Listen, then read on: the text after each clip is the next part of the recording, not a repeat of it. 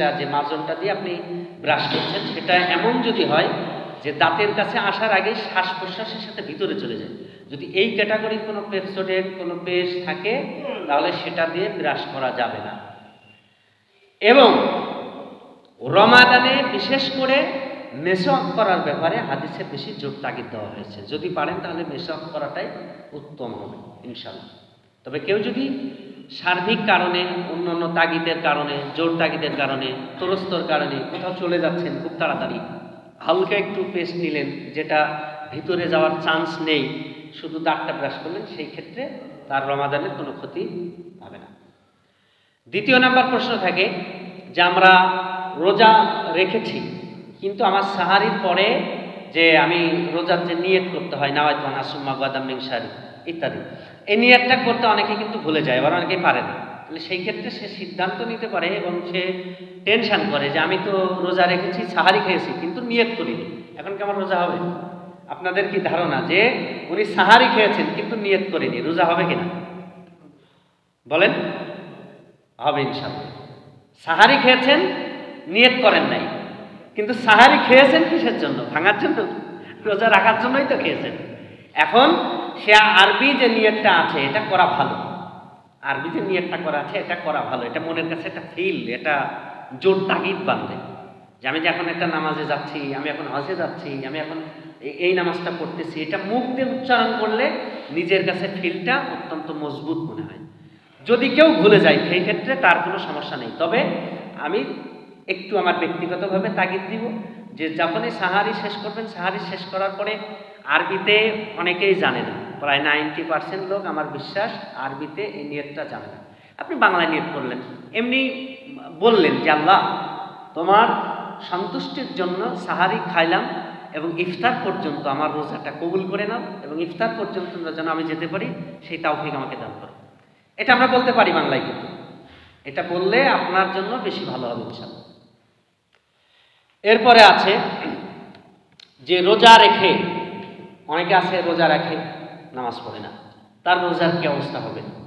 রোজা রাখে কিন্তু নামাজ পড়ে না। এখানে একটি বিষয় মাথায় নিতে হবে যে নামাজ হলো দ্বীনের মূল ফাউন্ডেশন। আপনি যে মুসলিম, এই মুসলমান প্রকাশ করার, মুসলিম হিসাবে প্রমাণ দেওয়ার মূল ফাউন্ডেশন হলো নামাজ। এখন মূল ফাউন্ডেশন যদি না দেন, আপনি নিচে যদি ফাউন্ডেশন না থাকে, উপরে ছাদ দিলেন, ঘর টেকবে? বলেন টেকবে না, ঘর কিন্তু থাকবে না। এজন্য মূল হলো নামাজ, হচ্ছে দ্বীনের মূল ফাউন্ডেশন। নিজেকে, নিজের নফস আত্মা পরিশুদ্ধ করার মূল ফাউন্ডেশনই হলো নামাজ। নামাজটা একদিকে খুব কঠিন কাজ, আবার একদিকে খুব সহজ কাজ। আমি ব্যক্তিগত অভিজ্ঞতার আলোকে বলছি, ব্যক্তিগত পরীক্ষার আলোকে বলছি। আমাদের দেশে, বিশেষ করে আমার মসজিদ সহ আমাদের দেশে যারা মুসলমান হিসাবে, মুসলিম হিসাবে, মুসল্লি হিসাবে অলরেডি পরিচিতি হয়ে গেছে যে অমুক মুসল্লি তমুক মুসল্লি, মানে মিলাদে তাদেরকে বলাই লাগে, এদেরকে আমরা মুসল্লি ফার্স্ট কাতারে ধরে নিলাম। তো এই মুসল্লিদের মধ্য থেকে প্রায় 80%, 85%, 90% লোক ফজরের নামাজ পড়ে না, ফজরের নামাজ পড়ে না। এটা আমার ব্যক্তিগত পরীক্ষার আলোকে আমি বলছি। যাদেরকে আমরা মুসল্লি হিসাবে ধরি, এটা মুসল্লি, এটাকে মিলাদে দাওয়াত দিয়াই না, এই ক্যাটাগরির মানুষ 90% ফজরের নামাজ পড়ে না। এটা যদি আপনার মানতে কষ্ট হয় তাহলে তো আমার প্রমাণ করার জন্য আপনার বাড়ি আবার ভোরবেলা যাওয়া লাগবে। এটা আপনারটা আপনিই জানেন।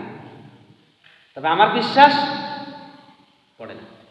ফজরের নামাজ পড়ে না এই কারণে আল্লাহর হাবিব রাসূল কারীম সাল্লাল্লাহু আলাইহি ওয়াসাল্লাম বলেছেন, 2 ঠান্ডার নামাজ পৃথিবীর মানুষের কাছে কঠিন। আল্লাহর নবী বলেছেন, 1500 বছর আগে বলেছেন, ফতোয়া আমার না, আল্লাহর নবীর ফতোয়া। আল্লাহর নবী 1500 বছর আগে বলেছেন 2 ঠান্ডার নামাজ পৃথিবীর মানুষের কাছে কঠিন। একটা হলো ফজরের ঠান্ডা, আর একটা হলো এশার ঠান্ডা। এশাতেও প্রায় 80% লোক বিনা কারণে বসে থাকে, এশার নামাজ পড়ে না। মানে ভাব দেখায় এরকম যে বাসায় যে পড়িয়ে তারপরেই সব বলে, কিন্তু না। এই জন্য আমাদের দেশে মুনাফিকের সংখ্যা বেশি। ক্বালা আয়াতুনা মুনাফিকুন সালাসুন ইযা হাদ্দাসা কাযাবা ইযা ওয়াদা ওয়াখলাফা, ইজা তুমিনু খানা, আল্লাহ নবী বলেছেন ১৫০০ বছর আগে।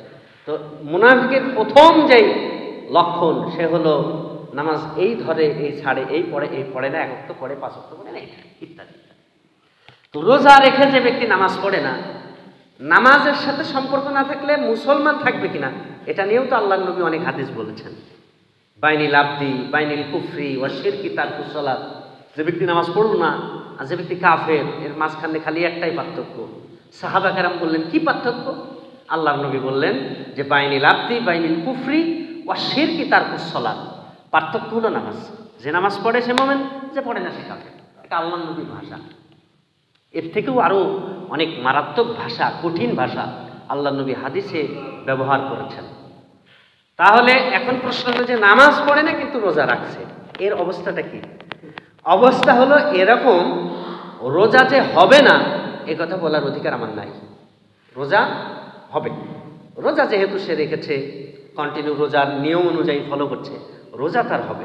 কিন্তু সিস্টেমটা হলো এই রকম যে সে রোজা রেখে 20টা নেকি পাইল, মনে করেন রোজা রেখে 20টা নেকি পাইল, আর সারাদিনে নামাজ পড়লো না, এর কারণে 200টা গুনাহ পাইল। কথা কি বোঝাতে পারলাম? ওই লাভ ওই জায়গায় যে 20টে কাটার পরে 180টে সাজা তার নেয়াই লাগবে। রোজা হবে, খুব একটা লাভবান সে হতে পারবে না যদি নামাজ না থাকে। নামাজ যদি তার জীবনে না থাকে, রোজা রেখে খুব একটা লাভবান হতে পারবে না। নামাজ পড়ে না, হজ করে গেছে, লাভ হবে? বলেন লাভ হবে? নামাজ পড়ে না, মানুষের ঠেলায় কিছুটা যাকাত দেয়, লাভ হবে? নামাজ হলো দিনের মূল ফাউন্ডেশন, এটা থাকা লাগবে। এরপরে বলা হচ্ছে যে সাহারি না খেলে রোজা রাখা যাবে কিনা। অনেকে আছে, আমি আমার 3-4 জন ব্যক্তি তাদের ফ্যামিলি থেকে আমাকে বলেছে, ইনফর্ম করেছে গত সপ্তাহে যে আমার অমুক, আমার ফ্যামিলির অমুক এরকম করে যে সাহারি খায় না, ইচ্ছা করে সাহারি খায় না, অথচ রোজা রেখে যাচ্ছে। ঘুমের ভয়ে হোক, উঠার ভয়েই হোক, যে কোনো কারণে অনেক ব্যক্তি এরকম আমি নিজেও দেখেছি সাহারি খায় না। আচ্ছা, রোজা রাখার জন্য রোজার মাসে যে ফরজগুলো আছে এর মধ্যে অন্যতম ফরজ হচ্ছে রোজা রাখাটা যেমন ফরজ, রোজার জন্য নিয়ত করাটা তেমন ফরজ। কথা বুঝলেন? রোজার নিয়তে আপনি একটা সওয়াব পাবেন, রোজা রাখলে একটা সওয়াব পাবেন। তো রোজার নিয়ত কখন করবেন? আপনি তো সাহারিই খাননি, সাহারিই খাননি। তবে যদি কোনো ব্যক্তি কন্টিনিউ রোজা রাখে, সে আসলেই রোজাদার, রোজা রাখে সে, কিন্তু যে কোনো একদিন যে কোনো কারণে সে জানতে পারেনি আজান হয়ে গেছে, ওই ব্যক্তির জন্য ইনশাআল্লাহ তাবারক ওয়া তাআলা রমাদানের রোজা তার জন্য সুষ্ঠুভাবে হয়ে যাবে, সে যদি রাখে ইনশাআল্লাহ, ওই ব্যক্তির জন্য। কিন্তু ইচ্ছা করে সাহারি খায় না, রোজা রাখে, এ কোন লোকটা আমার বুঝে আসেনি। কোন লোক? আমি 2-3 জনের কাছে শুনলাম, এই ফ্যামিলি থেকে 1-1 এরকম আছে, ইচ্ছা করে সাহারি খায় না। সাহারি খাওয়াটা বিশ্বনবীর বরকত। বিশ্বনবী বলেছেন যে রমাদানে যে বরকতগুলো নাজিল হয় এর মধ্যে অন্যতম বরকত নাজিল হয় ইফতারিতে, 2 নম্বর বরকত নাজিল হয় সাহারিতে। সুবহানাল্লাহ বলেন। সাহারি খাইলেন মানে আপনার শরীরের মধ্যে আপনি রোগ জীবাণু প্রতিরোধ করার অ্যান্টিবায়োটিক ঢোকালেন। সাহারি খাইলেন মানে আপনার শরীর সুস্থ করার মেডিসিন ঢোকালেন। সুবহানাল্লাহ বলেন। সাহারি না খেয়ে আন্দাজে এরকম রাখার কোনো যুক্তি আমার কাছে মনে হয় না। সাহারি খাবেন, কম হোক। অনেকে আছে খাইতে পারে না, 1 গ্লাস পানি খান, খাইতে পারে না 2টা খেজুর খান, কিচ্ছু হইলেও খান, কিন্তু একেবারে খাবেন না, এটা যুক্তিক না। যুক্তিক হলো ওই ব্যক্তির জন্য যিনি কন্টিনিউ রোজা রাখে কিন্তু একদিন টের পায়নি, ওই জন্য ওই ব্যক্তির জন্য সাহারি না খেয়েও তিনি রোজা রাখতে পারবেন ইনশাআল্লাহ। এরপরে আছে রোজা রেখে বিলাট দিলে, আমরা অনেক সময় রক্তদান করি বিভিন্ন সময়, বিলাট দিলে রোজা হবে কিনা? আচ্ছা, রোজা রেখে বিলাট দিলে কি রোজা হবে আপনাদের ধারণা মতে? হ্যাঁ, কেউ বলছে হতে পারে, কেউ বলছে হবে, কেউ বলে হবে না। রোজা রেখে, শোনেন, রোজা রেখে শরীরের মধ্যে কিছু প্রবেশ করলে রোজা হবে না। কথা আবার বোঝেন, শরীরের মধ্যে কিছু ঢোকালেন, রক্ত দিলেন আপনি, স্যালাইন নিলেন আপনি, যেমন স্যালাইনের আবার কিন্তু মাত্রা আছে, এটা আলাদা একটা ফতোয়া আছে। এটার আলাদা একটা ফতোয়া আছে, ওই ফতোয়ায় আমরা যাচ্ছি না। যদি কোনো মুমূর্ষ রোগী থাকে, ইমার্জেন্সি, এই মুহূর্তে আপনার ব্লাডের সাথেই তার কানেকশন হয়েছে, আপনার ব্লাডের সাথেই তার মিলে গেছে, আপনি ব্লাড দিলে ডাক্তার বলেছে এই মুহূর্তে দিলে বাঁচবে, না দিলে মারা যাবে, এইরকম যদি কন্ডিশন আপনার লাইফে কোনোদিন পড়ে যান, তাহলে ইনশাল্লাহ ব্লাড দিলে কোনো ক্ষতি নেই। তবে বিনা ওজরে, শখের জ্বালায়, শখ করে, মানে আমি ব্লাড দিই এরকম একটা ভাব, এইরকম শখ করে রমাদানে কেউ রোজা রেখে ব্লাড দিতে যেন না, এত বাহাদুরি দেখানোর দরকার নেই। আল্লাহ নবী রমাদানে রোজা রেখে অনেক কাজ করতে নিষেধ করে দিয়েছেন। সাহাবা কেরামকে 2 মাস আগে থেকে বলা হতো, সাহাবীরা রমাদান আসছে মাত্র 2 মাস পরে, তো সাহাবা কেরাম বলতেন আমরা কি করব? আল্লাহ নবী বলতেন যে কাজকর্ম কমায়া দাও, ওই রমাদানের 30টা দিনে যে কাজ করবা এখান থেকে কমপ্লিট করে নাও।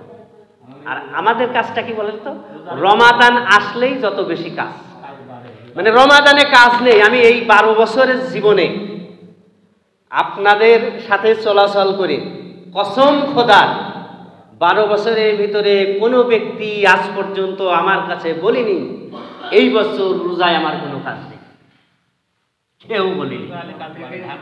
রমাদানে কাজ বেশি দেখায়, এটা সুন্নাত না। রমাদানে কাজ কম করা এটা সুন্নাত। হাদিস খোলেন, তিরমিজি খোলেন, মুসলিম খোলেন, বুখারী খোলেন, এটা আমার ফতোয়া না, হাদিসের ফতোয়া। মুফতি সাহেবরা ফতোয়া দেন, তবে সে ফতোয়া তারা নিজের থেকে দেন না। ইজমা, কিয়াস, হাদিস এবং কোরআন, এই 4টার সমন্বয়ে কিন্তু ফতোয়া দেন। আপনাদের কি ধারণা যে ওরা মুখ থেকে নিজে ইচ্ছা করে বলে দিল ওইটা ফতোয়া হয়ে যাবে? না, ওখান থেকে গবেষণা করে আপনাকে ফতোয়া দিতে। হাদিস খোলেন, দেখেন সাহাবা কেরাম রমাদানে কোন কাজ করতেন, আল্লাহর নবী তাকিদ দিতেন। এবং আল্লাহর নবী আরো তাকিদ দিতেন রমাদানের 2 মাস আগে, অর্থাৎ রজব মাস এবং শাবান মাস।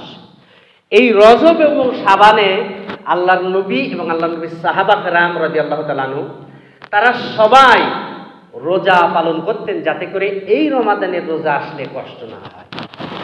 কথা কি বুঝাতে পারলাম? তবে আমাদের কিছু মাঠের মুফতিদের ফতোয়া আছে, মাঠের মুফতি বোঝেন?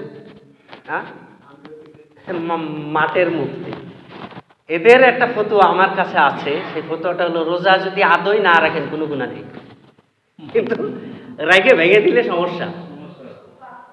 মানে আমি তো আদৌ রাখিনি, আমার তখন বাঁচতে হবে, আদৌ না রাখেন গুনাহ নেই। আরে রমাদানে যে দিনের বেলা সুস্থ শরীরে পানাহার করলো, আল্লাহর নবী তার জন্য কি দুঃসংবাদ দিয়েছেন জানেন না? আল্লাহর নবী কি দুঃসংবাদ দিয়েছেন? আপনি আল্লাহর কাছে যে বলতে পারবেন না যে আমি কাজের জন্যই রোজা রাখতে পারিনি, এই কথা বলার সুযোগ নেই। আসলে কাজের কথা বলে রোজা রাখতে পারিনি, এই কথা বলার সুযোগটা আল্লাহর নবীর কাছে, আল্লাহর কাছে নেই। কিয়ামতের দিন কোনো ব্যক্তি এই সুযোগটা পাবে না ইনশাল্লাহ। তাহলে বোঝা গেল যে রোজা রেখে বিনা ওজরে ব্লাড দেওয়ার কোনো সুযোগ নেই, দেওয়া যাবে না। এরপরে আছে যে রোজা অবস্থায় আমরা যারা উজু করি, এই উজুর কিন্তু তারতম্য আছে। অন্য সময়কার উজু আর রমাদানের উজু এর মধ্যে পার্থক্য আছে, জানেন? এটা আপনারা জানেন আগে থেকে? ইনশাল্লাহ, আলহামদুলিল্লাহ, একজন জানে, অনেকে জানে, হয়তো কেউ বলছে না। অন্য সময় রোজার মানে উজুর যে নিয়ম, কিছু কিছু নিয়ম, আর রমাদানে কিছু কিছু নিয়মগুলো চেঞ্জ করা হয়েছে। আল্লাহর নবী নিজে চেঞ্জ করে দিয়েছেন, ফটোটা আমার বানানো না। আল্লাহর নবী রমাদানে রোজা রেখে গড়গড়া সহ কুলি করতে নিষেধ করেছেন, অথচ গড়গড়া সহ কুলি করা উজুর ফরজ। অন্য সময়, অন্য মাসে গড়গড়া সহ উজু মানে গড়গড়া সহ কুলি করা উজুর ফরজ, বাট রমাদানে গড়গড়া সহ উজু করা উজুর ফরজ না। রমাদানে শুধু গালে পানি নেবেন, ফালাই দেবেন। অন্য সময় নাকে পানি নিয়ে নাকের নরম অংশ, যে নরম অংশটা থাকে, এখানে একটা নরম অংশ থাকে, এই নরম অংশের মধ্যে পানি পৌঁছানো সুন্নাত। নাকের নরম অংশের মধ্যে পানি পৌঁছানো সুন্নাত, কিন্তু রমাদানে রোজা রেখে নাকের নরম অংশে পানি দেওয়া সুন্নাত না। এখানে শুধুমাত্র এখানে ঠেকাবেন, ফেলে দেবেন, কথা শেষ। কথা কি বুঝাতে পারলাম? গড়গড়া সহ কুলি করতে গেলে আপনার এই জায়গাতে যদি পানি চলে আসে তাহলে আপনার রোজা নিয়ে কিন্তু সংশয় চলে আসবে। নাকের নরম অংশের মধ্যে যদি আপনি পানি টান দেন তাহলে আপনার রোজার সংশয় চলে আসবে। এই জন্য দুটি বিষয় যদি আপনি ফলো করেন তাহলে আপনার নাই আর কোনো সমস্যা হবে না ইনশাল্লাহ। জি না, আচ্ছা এই প্রশ্নটা আমরা এগুলো শেষ করে এটা বলছি ইনশাল্লাহ। আচ্ছা আচ্ছা ইনশাল্লাহ বলছি। আচ্ছা আমরা চুপ থাকি। এরপরে শোনেন, এরপরে কথা হলো যে রোজা অবস্থায় ঝগড়া করলে তার বিধান কি। অনেক রোজাদার আছে, আমরা চুপ থাকি, আমরা শান্ত থাকি। অনেক রোজাদার আছে রোজা রাখেন কিন্তু তার জুবান সংযত করতে পারে না। ঝগড়া, ফাসাদ, মারামারি যেমন বাংলাদেশে হচ্ছে, যেমন ফিলিস্তিনে করতেছে ওরা। রোজা রাখা অবস্থায় কোনো ব্যক্তি যদি তার জুবানকে সংযত না করতে পারে তাহলে রোজার হক তার আদায় হবে না। রোজার মানে হচ্ছে সকাল থেকে সন্ধ্যা পর্যন্ত না খেয়ে থাকা, এটা কিন্তু না। রোজার মানে আমি বলছি শোনেন, আমরা যখন বাঁশ কাটি, এই বাঁশ বেঁকা তেড়া সোজা করার জন্য পানিতে নদীর ভিতরে রেখে আসি, 20 দিন 15 দিন নদীতে থাকে, জাগ দেওয়া থাকে, জাগ দেওয়া বলা হয়। এরপরে ওটা নিয়ে আসার পরে ওর উপরে আমরা কিছু পাথর ইট চাপা দিয়ে রাখি যাতে বাঁশগুলো সোজা হয়ে যায়। কাঠ মিল থেকে ফাড়াই করার পরে পাথর আর ইট চাপা দিয়ে রাখি যাতে করে বাঁকা না হয়। রোজার বিধান হলো কোনো মানুষের নফস যাতে বাঁকা না হয়ে যায়, নফস যাতে সোজা থাকে, তীরের মতো থাকে, সেই জন্য কিন্তু রোজা, এইটাই কিন্তু রোজার অর্থ। এখন রোজা রেখেছেন, আপনি ঝগড়া করছেন, তাহলে আপনি কি সোজা হয়েছেন? আপনি সোজা হননি। আপনার উদাহরণ ওই সাপের মতো, মানে মরার পরে সোজা হবেন, আগে না। তো কোনো বান্দা রোজা রেখেছেন কিন্তু সে তার জুবান সংযত করতে পারেনি, তার দিল সংযত করতে পারেনি, এটা বাহিক্য দৃষ্টিতে রোজা হলেও তার অন্তর্দৃষ্টিতে তার রোজা গ্রহণযোগ্য নাও হতে পারে, সন্দেহ থেকে যাবে ইনশাআল্লাহ। এরপরে আছে তারাবি না পড়লে ক্ষতি কি। অনেকে আছে তারাবি পড়ে না, মানে রোজা রাখে বাট তারাবি পড়ে না। আসলে হাদিসগুলো আগে জানতে হবে। আল্লাহ নবী রমাদানে শুধুমাত্র রোজার কথা যত জায়গায় উল্লেখ করেছেন হাদিসের মধ্যে, তত জায়গায় কিয়ামুল লাইল অথবা রাতের নামাজ, দাঁড়িয়ে নামাজের, কোরআন তেলাওয়াতের কথা তত জায়গায় উল্লেখ করেছেন। সুবহানাল্লাহ বলেন। তার মানে রোজার সাথে তারাবির সম্পর্ক নেই, এটা যে ব্যক্তি বলে তার জ্ঞানের স্বল্পতার কারণে বলে, অজ্ঞতার কারণে বলে, দলীয় কারণে ফতোয়া দেয়। দলীয় ফতোয়া বোঝেন তো? দলীয় ফতোয়া কিন্তু আছে, মানে অন্য দলের লোক দাঁড়িয়ে পিশাব ফিরলি সে কাফের হয়ে যায়, নিজের দলের লোক দাঁড়িয়ে পিশাব ফিরলি সুন্নাত হয়ে যায়। এটাকে বলে তার মানে দলীয় ফতোয়া, এটাকে বলে দলীয় ফতোয়া। যদি কেউ এরকম ফতোয়া দেয় যে রোজা রেখেছেন তারাবি না পড়লে সমস্যা নেই, তাহলে বুঝবেন ওর যেই দল করে, ও যে মতামতে থাকে, সেই দলের পক্ষে ফতোয়া দিয়েছে। এটা সঠিক কথা নয়। আপনি ইবাদত করবেন, এমনিতেই 1000 মাসের থেকে উত্তম হচ্ছে শাহরুর রমাদান।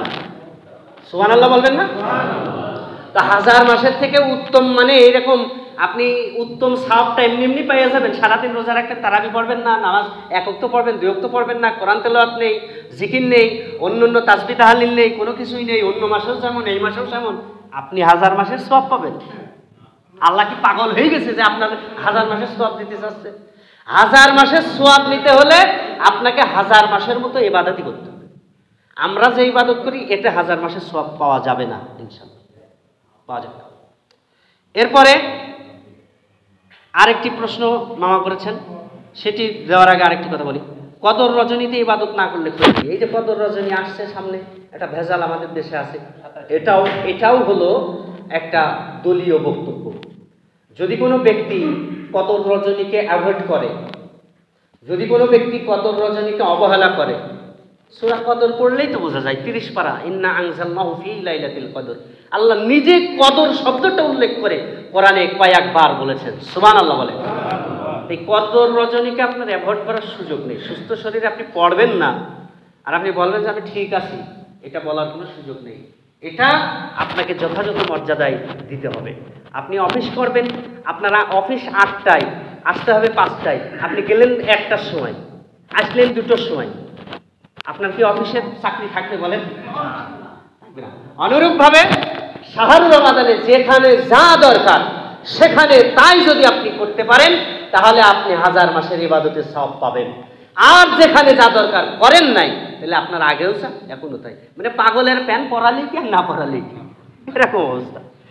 আচ্ছা, এবার প্রশ্ন হলো যে নামাজ পড়লেই কি জান্নাতে যাবে কিনা? নামাজ হচ্ছে আল মিফতাহুল জান্নাহ, নামাজ হচ্ছে জান্নাতের চাবিকাঠি। তবে এখানে 2টা শর্ত আছে। একটা হলো নামাজ যদি ওই ব্যক্তিকে মডিফাই করে জান্নাতের মতো বানিয়ে দিতে পারে তাহলে ওই ব্যক্তির জন্য ওই নামাজ জান্নাত। সুবহানাল্লাহ বলেন। মানে নামাজ যদি তাকে মডিফাই করে জান্নাতের মতো বানিয়ে দিতে পারে তাহলে ওই ব্যক্তির জন্য ওই নামাজ জান্নাত।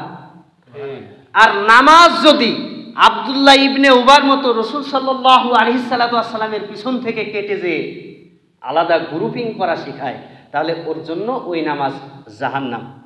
আপনারা খারেজি দল নাম শুনেছেন। আমি যখন এই ইফতা ফিকা বিভাগের মুফতি বিভাগের যখন পড়া ছিল, আমাদের একটা পড়া ছিল, ওখানে একটা অধ্যায় ছিল যারা ওই মানে খারেজি কারা। তো খারেজি সম্পর্কে আমার মোটামুটি একটু ধারণা ছিল। তবে যখন এই ইফতা করতে যা আমি এত অবাক হলাম, খারেজি ওরা হযরত আলী রাদিয়াল্লাহু তাআলা আনহু থেকে সরে গিয়ে আলাদা দল বানিয়েছে যারা। নাউজুবিল্লাহ বলবেন না? আচ্ছা, আপনাদের কি ধারণা হযরত আলী রাদিয়াল্লাহু তাআলা আনহু খুবই খারাপ মানুষ? আরে আল্লাহর নবী হযরত আলী রাদিয়াল্লাহু তাআলা আনহুকে জ্ঞানের শহরের দরজা বলেছেন। সুবহানাল্লাহ বলেন। আল্লাহর নবী বলেছেন আমি জ্ঞানের শহর আর আমার হযরত আলী হচ্ছে জ্ঞানের দরজা, এই দরজা দিয়েই আমার শহরে প্রবেশ করা লাগবে। সুবহানাল্লাহ বলেন। স্ত্রী জান্নাতি রমণীদের সর্দার, ছেলে 2টা আল্লাহ তাআলা জান্নাতীদের পুরুষদের সর্দার, নিজে জান্নাতি, শ্বশুর জান্নাতি, শাশুড়ি জান্নাতি। সুবহানাল্লাহ বলেন। সেই আলীর পিছন থেকে চলে যে আলাদা দল করার কারণে ওরা খারেজি আছে। এই খারেজি মুতাজালা শিয়া কঠিন একটা অধ্যায়। সিম্পল কারণে এরা ইসলাম থেকে বিরত, সিম্পল সাধারণ কারণ। যাই হোক, ওই বিষয় নিয়ে আমরা অন্য কোনো দিন আলোচনা করবো ইনশাল্লাহ। তো নামাজ যদি আপনাকে মডিফাই করে জান্নাতের মতো বানাতে পারে তাহলে সেই নামাজ জান্নাত। আর নামাজ যদি আপনাকে মডিফাই করে জান্নাতের মতো না বানাতে পারে, নামাজও পড়েন, মিথ্যা কথাও করেন, নামাজও পড়েন, চুরি করেন, নামাজও পড়েন, ডাকাতি করেন, নামাজও পড়েন, ছিনতাই করেন, এইরকম নামাজি যদি হয়ে থাকেন তাহলে ও নামাজ দিয়ে আপনার জান্নাত হবে না। তবে as-সালাতু মিফতাহুল জান্নাহ হচ্ছে ওই নামাজ, আবু বকরের মতো নামাজ। as-সালাতু মিফতাহুল জান্নাহ হচ্ছে